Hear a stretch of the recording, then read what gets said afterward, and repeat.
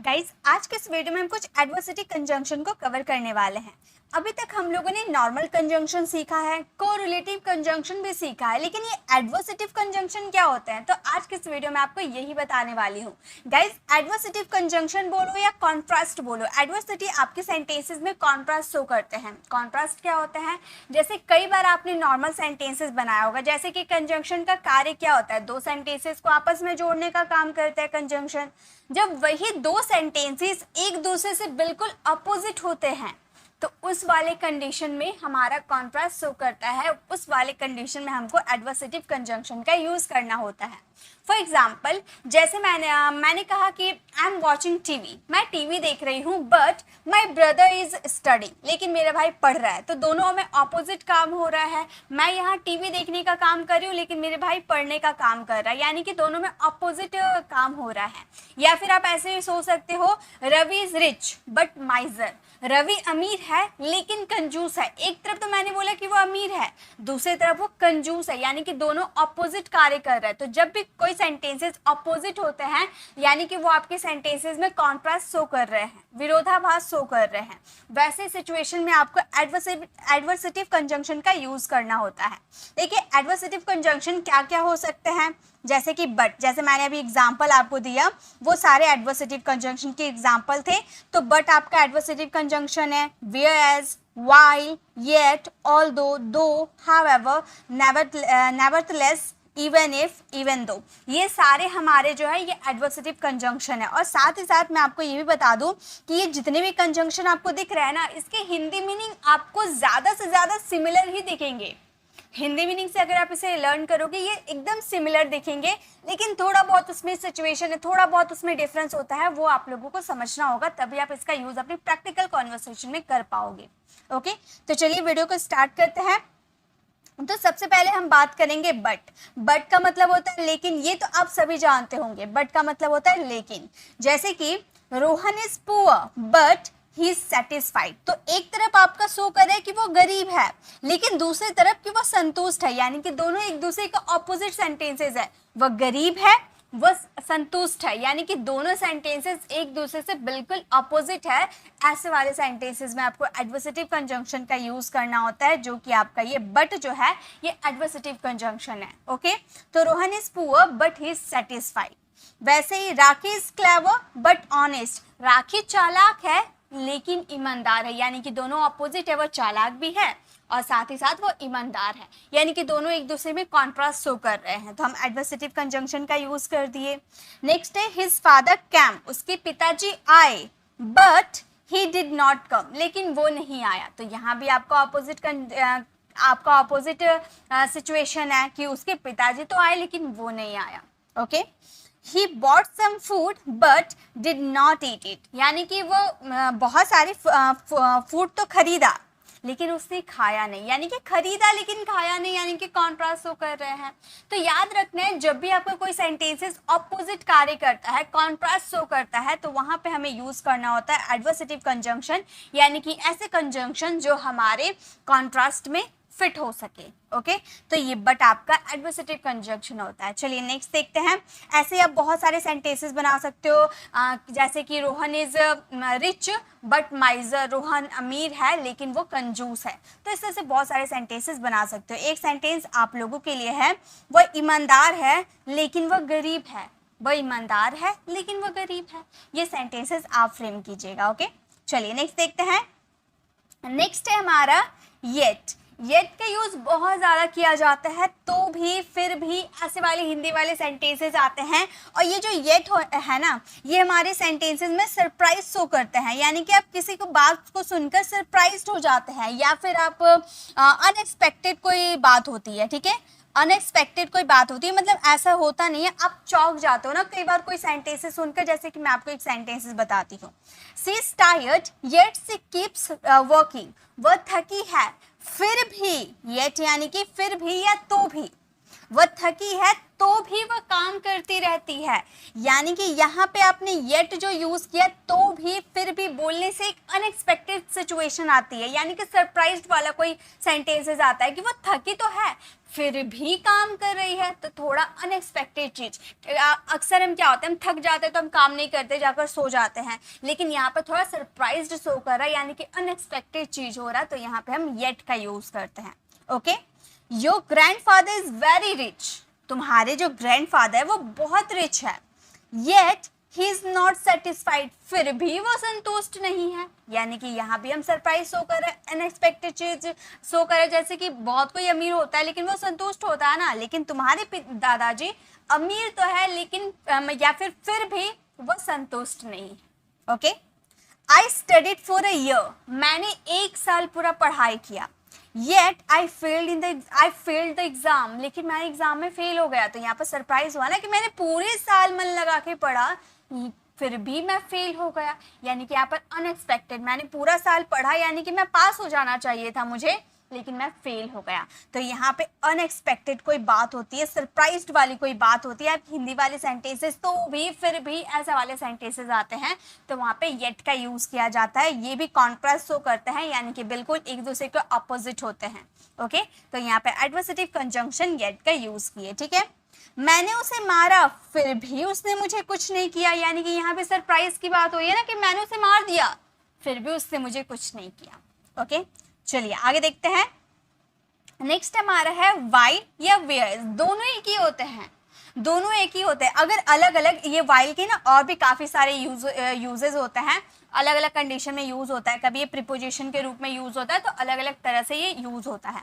यहाँ पे हम कंजंक्शन, एडवर्सेटिव कंजंक्शन के रूप में वाइल का यूज देख रहे हैं, जिसके हिंदी मीनिंग होते हैं जबकि, और ये भी एडवर्सेटिव कंजंक्शन है। देखिए एग्जाम्पल कैसे हैं, रोहित इज लेजी, रोहित आलसी है, while his sister is active, जबकि उसकी बहन जो है वो फुर्तीली है, यानी कि एक्टिव है। तो यहाँ भी दोनों में अपोजिट कार्य हो रहा है, कॉन्ट्रास्ट होकर है कि रोहित आलसी है लेकिन जबकि उसकी बहन जो है वो एक्टिव है। ओके, आई वॉज क्राइंग, मैं रो रहा था, वाइल ही वॉज लाफिंग, जबकि वह हंस रहा था। ठीक है, तो यहाँ भी आप रो रहे थे और वो हंस रहा था, यहाँ भी कॉन्ट्रास्ट शो कर रहा है। ठीक है, नेक्स्ट है राजू इज इंटेलिजेंट, राजू बुद्धिमान है, तेज है, जबकि यानी कि while his brother is a fool, जबकि उसका भाई मूर्ख है। Raju is intelligent while his brother is fool, यानी कि राजू इंटेलिजेंट है जबकि उसका भाई फूल है, मूर्ख है। Okay, he is very rich, वो बहुत अमीर है। ठीक है, जबकि यानी कि while his brother is poor, उसका भाई गरीब है। यानी कि मान लो दोनों की शादी हो गई, दोनों अलग अलग हो गए हैं, तो एक भाई अमीर हो गया, एक भाई गरीब हो गया। ठीक है, तो ही इज वेरी रिच, वो बहुत अमीर है जबकि उसका भाई गरीब है, while his brother is poor. Okay, आपका सेंटेंस है होमवर्क के लिए, वह ईमानदार है जबकि उसका भाई बेईमान है। ये सेंटेंसेस आप फ्रेम कीजिएगा और इसका आंसर कमेंट में दीजिएगा। ओके, चलिए नेक्स्ट देखते हैं। नेक्स्ट क्या हमारे, सो गाइस अब है हमारे हाउएवर। हाउएवर का मतलब होता है तथापि, परंतु, हालांकि, यद्यपि, कितना भी, जो भी, जैसे भी, मगर, फिर भी, ये सारे हाउएवर की हिंदी मीनिंग होते हैं। यानी कि आप इसे ले लो या फिर बट को ले लो, दोनों लगभग सिमिलर होते हैं। ठीक है, हाउएवर या बट दोनों सिमिलर होते हैं, बस थोड़ा सा फर्क क्या है, हाउएवर का यूज हमेशा आप सेंटेंसेस को देखिएगा स्टार्टिंग में आप यूज करते हो, स्टार्टिंग में आप यूज करते हो, बट का यूज आपने अक्सर देखा होगा। जैसे कि मैं बट के यूजेस पे आपको दिखाती हूँ। जैसे हम लोगों ने यहाँ पर बट का यूजेस देखा था, तो आपने हर जगह देखा था ना, यहाँ बट का यूज हुआ है, यहाँ है, यहाँ है और यहाँ है। कहीं भी आप स्टार्टिंग में बट का यूज देखे हो क्या? नहीं, ये स्टार्टिंग में यूज नहीं होता, ये मिडिल में ही यूज होता है, दो सेंटेंसेस को जोड़ता है मिडिल में रहकर। लेकिन ये जो हाउएवर है ना, ये मिडिल में नहीं रहता है, ये हमेशा आपका सेंटेंसेस का स्टार्टिंग में आप देख सकते हो, एंड में भी देख सकते हो, लेकिन मिडिल में नहीं देखने को मिलेगा। ओके, जैसे सेंटेंसेस, इसके हिंदी मीनिंग ये सारे होते हैं, ये लगभग बट की तरह ही वर्क करता है, लेकिन अब मैंने जो कंडीशन बताया ना वैसे आप यूज कीजिएगा। ठीक है, बट का यूज मिडिल में कीजिएगा, हाउएवर का स्टार्टिंग में कीजिएगा। ओके, जैसे we all tried our best, हम अपनी पूरी कोशिश करेंगे, ओके हमने अपनी पूरी कोशिश किया। However we lost the game, फिर भी हम हार गए, है ना। हमने अपनी पूरी कोशिश की फिर भी हम हार गए। We all tried our best however यानी कि फिर भी वी लॉस्ट द गेम, हम गेम हार गए, okay. She leaves her bedroom window open however cold it is, however cold is it यानी कि ठंड होने के बावजूद भी या फिर ठंड होने पर भी, चाहे कितना भी ठंड हो, कितना भी, ओके चाहे कितना भी ठंड हो वो अपने बेडरूम का विंडो खुला रखती है, चाहे कितना भी ठंड हो। तो कितना भी, यद्यपि, हालांकि, परंतु, तथापि, जो भी, जैसे भी, मगर, फिर भी, जो भी हिंदी वाले सेंटेंसेस में हाउएवर का यूज करते हैं, ओके ये भी सेंटेंसेस के मिडिल में नहीं कहा जाएगा, ये आपका सेंटेंसेस के स्टार्टिंग में किया जाएगा। ये आप चाहे तो यहाँ भी यूज कर सकते हो, चाहे कितना भी ठंड हो फिर भी वो अपने बेडरूम का विंडो खुला रखती है। इट स्टार्टेड रेनिंग मतलब बारिश होने लगी, ठीक है बारिश होने लगी। However I wanted to go to the park, लेकिन फिर भी मैं पार्क जाना चाहता था, ठीक है बारिश होने लगी फिर भी मैं पार्क जाना चाहता था। It started raining however I wanted to go to the park, okay. एक सेंटेंस आप लोगों के लिए है, वो अमीर है फिर भी वो खुश नहीं है, ठीक है।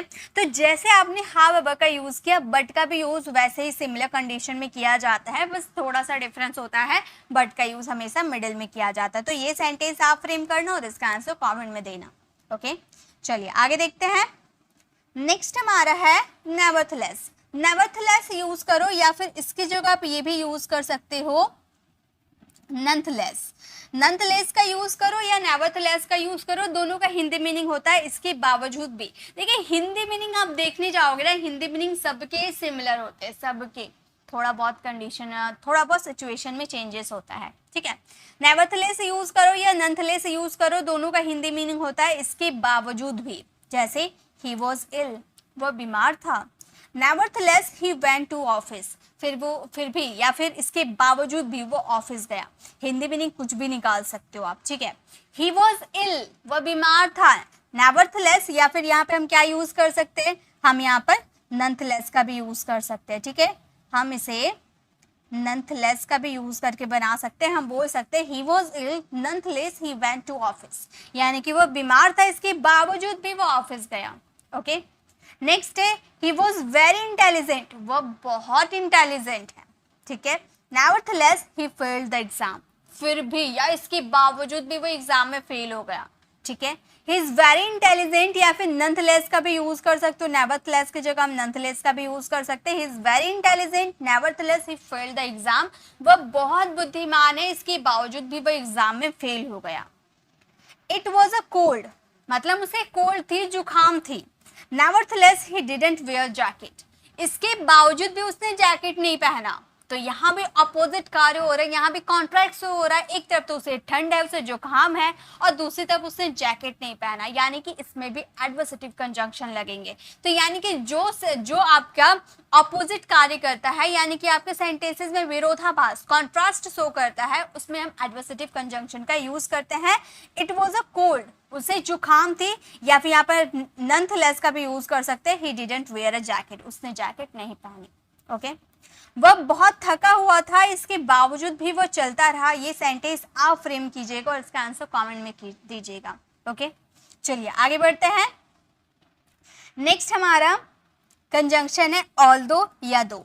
ऑल्दो यूज करो या दो यूज करो, दोनों एक ही है, दोनों में कोई डिफरेंस नहीं है। लेकिन एक चीज मैं आपको बता देती हूँ कि दोनों जब यूज करते हो, ये तो स्टार्टिंग में आपके यूज हो जाते हैं, स्टार्टिंग में यूज करो या मिडिल में भी ये यूज हो जाते हैं। अगर आप इसे मिडिल में यूज करोगे, जैसे यहाँ पर आपका एक सेंटेंस हो गया, आप मिडिल में इसका यूज करोगे, उसके बाद आपका अदर सेंटेंसेस आ जाता है, ठीक है।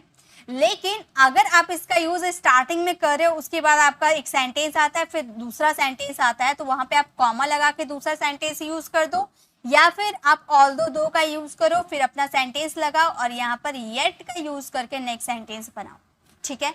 तो यहाँ पे मैंने ये कहना चाहा आप लोगों को कि आप ऑल्दो दो का यूज तो करते हो, लेकिन उसके बाद या तो आप बीच में कॉमा का यूज करो या येट का यूज करो, दोनों ही इक्वल है। आप कॉमा सिंपली कॉमा का यूज कर सकते हो, या अगर आप कॉमा ना लगाकर येट का भी यूज करते हो तो भी कोई गलती नहीं होगी, दोनों सही होगा। ठीक है, इसका हिंदी मीनिंग होता है हालांकि या होते हुए भी। आप ऑल्दो, दो या फिर इवन दो, एक और हमारा कंजंक्शन होता है एडवर्सेटिव कंजंक्शन, ये भी होता है इवन दो। ठीक है, ये तीनों हिंदी मीनिंग एक ही होते हैं, तीनों के हिंदी मीनिंग अलग होते हैं। लेकिन अगर हम बात करें इवन दो का तो ये थोड़ा सा अलग होता है, क्योंकि ये सेंटेंसेस में फोर्स शो करता है। ये दोनों आपके नॉर्मल सेंटेंसेस में यूज होते हैं, लेकिन इवन दो आपके थोड़े से अलग सेंटेंसेस में यूज होता है, वो मैं आपको आगे एक्सप्लेन करूंगी। ठीक है, तो अभी हम बात करेंगे ऑल्दो और दो की। इसका हिंदी मीनिंग होता है हालांकि या होते हुए या भले ही, यही आपके हिंदी मीनिंग होते हैं। ठीक है, जैसे although it rained he went for a walk. ठीक है, ऑल्दो हालांकि बारिश हुई, हालांकि बारिश हुई, we went for a walk, यानी कि बारिश होते हुए भी। ऑल्दो के बाद आपने जो यहाँ कॉमा का यूज किया है, आप यहाँ कॉमा की जगह येट का भी यूज कर सकते थे, कोई दिक्कत नहीं था। ठीक है, though it was late he still went to the party. Though, तो यहाँ पर जो आपने स्टिल का यूज किया ना, ये स्टिल जो है ना, ये भी एडवर्सेटिव कंजंक्शन है। ठीक है, ये भी एडवर्सेटिव, एक मिनट, ये स्टिल जो है ये भी आपका एडवर्सेटिव कंजंक्शन है। ठीक है, जो अभी हम लोग कंजंक्शन सीख रहे हैं ना, ये भी कंजंक्शन है। आपने कई बार स्टील का यूज देखा, वो वहां भी आपका कॉन्ट्रास्ट शो करता है। ठीक है, तो स्टील भी आपका एडवर्सेटिव कंजंक्शन होता है। नेक्स्ट है रामू इज पुअर, रामू गरीब है। ऑल्दो ही इज ऑनेस्ट, या फिर आप ऐसे बोल सकते हो कि गरीब होते हुए भी रामू, सॉरी ऑनेस्ट, गरीब होते हुए भी रामू ऑनेस्ट है। ठीक है, इस तरह से आप बहुत सारे सेंटेंसेस बना सकते हैं। हालांकि वह गरीब है फिर भी वह ऑनेस्ट है, आप ऐसे सेंटेंसेस बना सकते हो। ठीक है, ये ऑल्दो का यूज आप स्टार्टिंग में भी कर सकते हो एज योर चॉइस। ठीक है, हालांकि वह मैच जीत गया फिर भी वो उदास था, ये सेंटेंस आप फ्रेम कीजिएगा और इसका आंसर कमेंट में दीजिएगा। ओके, चलिए नेक्स्ट देखते हैं। नेक्स्ट क्या है? सो गाइस नेक्स्ट है हमारा इवन दो। अभी मैंने आपको क्लियर किया था ना, दो, ऑल्दो, इवन दो लगभग सिमिलर है, लेकिन ऑल्दो और दो तो बिल्कुल डिट्टो, जुड़वा भाई है। बट इवन दो थोड़ा सा अलग है, क्योंकि ये सेंटेंसेस में आपका थोड़ा फोर्स शो करता है। ठीक है, ये सेंटेंसेस में हम थोड़ा फोर्स देते हैं। हिंदी मीनिंग सिमिलर होते हैं, हालांकि या होते हुए हिंदी मीनिंग बिल्कुल सिमिलर होते हैं, लेकिन ये सेंटेंसेस में थोड़ा सा इसे फोर्स दिया जाता है। Even though they were millionaires they drive old car, हालांकि वो बहुत ही करोड़पति है, हालांकि वो करोड़पति है फिर भी वो पुरानी कार को चलाता है। तो यहाँ पे थोड़ा फोकस दिया जा रहा है, सेंटेंस में थोड़ा फोर्स दिया जा रहा है कि हालांकि वो बहुत ही करोड़पति है, हालांकि वो करोड़पति है लेकिन वो ओल्ड कार ही चलाते हैं। Okay, we are still very hungry even though we ate very much, यानी कि हमने बहुत सारे खाने खाने के बावजूद, या फिर हालांकि हमने बहुत सारा खाना खाया फिर भी हम अभी भूखे ही हैं। Okay, even though she was very tired, हालांकि वो बहुत टायर्ड है, सी डिसाइडेड टू गो आउट, फिर भी वो बाहर जाने के लिए रेडी हो गई, फैसला ले लिया उसने बाहर जाने के लिए। ओके, तो ये आपके सेंटेंसेस में थोड़ा सा फोर्स हो करता है, वो आपके ऑल्दो और दो थोड़ा नॉर्मल सेंटेंसेस में यूज होते हैं, बट ये जो इवन दो है ना, ये थोड़ा आपका सेंटेंसेस में थोड़ा फोर्स देता है, बाकी सिमिलर है। ओके, चलिए आगे देखते हैं। ये सेंटेंस आप लोगों के लिए, गरीब होते हुए भी वह सबकी मदद करता है, ये सेंटेंस आप फ्रेम कीजिएगा और इसका आंसर कमेंट में दीजिएगा। ओके, ये अभी आप फ्रेम करके इसका आंसर कमेंट में देते हुए चलो, ताकि आपको सारे कंजंक्शन क्लियर हो जाए। लास्ट हमारा एक और कंजंक्शन बच जाता है इवन इफ, इसका भी यूज बहुत ज्यादा किया जाता है, इसका भी हिंदी मीनिंग सिमिलर होते हैं के बावजूद भी, बट इसका यूज हम फ्यूचर कंडीशन के लिए करते हैं। ओके, फ्यूचर कंडीशन के लिए हिंदी मीनिंग सेम होते हैं के बावजूद भी, जैसे even if you forget me I will never forget you, यानी कि भले वह मुझे भूल गया इसके बावजूद भी मैं उसे नहीं भूलूंगा। ओके, वह मुझे भूल गया, तुम मुझे भूल गए, इसके बावजूद भी मैं तुम्हें नहीं भूलूंगा। नेक्स्ट है even if Rahul doesn't help me, Rahul मेरी मदद नहीं करता है इसके बावजूद भी आई विल हेल्प एवरीवन, लेकिन मैं सबकी मदद करता हूँ, इसके बावजूद भी मैं सबकी मदद करता हूँ। ओके, राहुल मेरी मदद नहीं करता है इसके बावजूद भी मैं सबकी मदद करूंगा। ठीक है, even if he doesn't call me, वो मुझे कॉल नहीं करती है, इसके बावजूद भी I will talk to him, फिर भी मैं उससे बात करूंगी, इसके बावजूद भी मैं उससे बात करूंगी। ओके, यहाँ भी आपका ऑपोजिट सिचुएशन है, जैसे कि ही डजंट कॉल मी, वो मुझे कॉल नहीं करता है, इसके बावजूद भी I will talk to him, इसके बावजूद भी मैं उससे बात करूंगी। तो यहाँ पे वो मुझे कॉल नहीं करता है लेकिन मैं उससे बात करूंगी, ये दोनों में कॉन्ट्रास्ट है, दोनों एक दूसरे का ऑपोजिट है। तो इस ऐसे वाले सेंटेंसेस में आपको एडवर्सेटिव कंजंक्शन का यूज करना होता है। ओके, एक सेंटेंस आप लोगों के लिए, भले ही बारिश आई मैं तो बाजार जाऊंगा, यानी कि भले ही बारिश हुई मैं बाजार जाऊंगा, ये सेंटेंस आप फ्रेम कीजिएगा और इसका आंसर कमेंट में दीजिएगा। देखिए इसके हिंदी मीनिंग भले ही, इसके बावजूद भी, जो भी आप निकाल लो। आज जैसे कि ये आपका सेंटेंस है, even if you forget me I will never forget you, भले ही तुम मुझे भूल जाओ पर मैं तुम्हें नहीं भूलूंगा। भले ही राहुल मुझे कॉल नहीं करता है, भले ही राहुल मेरी मदद नहीं करता है, मैं तो सबकी मदद करूंगा। भले ही वो मुझे कॉल नहीं करती है पर मैं उससे बात तो करूंगा। ठीक है, तो इस तरह से आपका सेंटेंसेस भले ही निकालो या के बावजूद भी, डजेंट मैटर, लेकिन ये फ्यूचर कंडीशन के लिए शो करता है। देखिए आपके सेंटेंसेस फ्यूचर में है ना, फ्यूचर कंडीशन को शो करता है। तो ये हमारे थे सारे एडवर्सेटिव कंजंक्शन। आई होप आपको सारे एडवर्सेटिव कंजंक्शन समझ में आ गए होंगे। हिंदी मीनिंग लेवल सबके सिमिलर होते हैं, लेकिन थोड़े बहुत डाउट्स होंगे वो क्लियर कर लीजिएगा। इसकी पीडीएफ में फ्री ऑफ कॉस्ट आपको मेरी टेलीग्राम चैनल पर मिल जाएगी, कोई एक्स्ट्रा पेमेंट करने की ज़रूरत नहीं है आप लोगों को, बस आप फ्री में वीडियो देखो, फ्री में आपको पीडीएफ मिल जाएगी। ओके, लेकिन इसके लिए आपको मेरी Telegram channel pre English class है, जो हमारे यूट्यूब चैनल का नाम है वही हमारे टेलीग्राम चैनल का नाम है। डिस्क्रिप्शन में उसकी लिंक दी गई है, उस पर क्लिक करके आप हमारे टेलीग्राम चैनल को ज्वाइन कर सकते हो और वहां से पर डे की पीडीएफ डाउनलोड करके आप बढ़िया तरीके से प्रैक्टिस कर सकते हो, ताकि आपको सारे कॉन्सेप्ट 100% क्लियर हो जाए। आपको वीडियो कैसे लगी कमेंट में ज़रूर बताइएगा, अच्छी लगी तो लाइक कीजिएगा, अपने फ्रेंड फैमिली को ज़रूर शेयर कीजिएगा, और अगर आप हमारे चैनल पर नए हुए, पढ़ाने का तरीका आपको पसंद आए तो सब्सक्राइब कर आने वाले बेल आइकन को ज़रूर प्रेस कीजिएगा, ताकि रोज आने वाली वीडियोस की नोटिफिकेशन आपको समय पर मिलती रहेगी। और ऐसे ही अगर आप को रिलेटिव कंजंक्शन पे भी वीडियो चाहते हो तो लेफ्ट साइड क्लिक करके आप हमारी को रिलेटिव वाली कंजंक्शन वाली वीडियो को ज़रूर वॉच कीजिएगा, और राइट साइड क्लिक करके आप हमारे प्लेलिस्ट में जाकर मैं लाइव की क्लासेस करवाती हूँ, मंडे, वेडनेसडे एंड फ्राइडे, 3 दिन हमारी लाइव क्लासेस होती है, आप हमें लाइव क्लासेस में ज्वाइन कर सकते हो। मिलते हैं नेक्स्ट ऐसे इन्फॉर्मेटिव वीडियोस के साथ, तब तक के लिए कीप लर्निंग।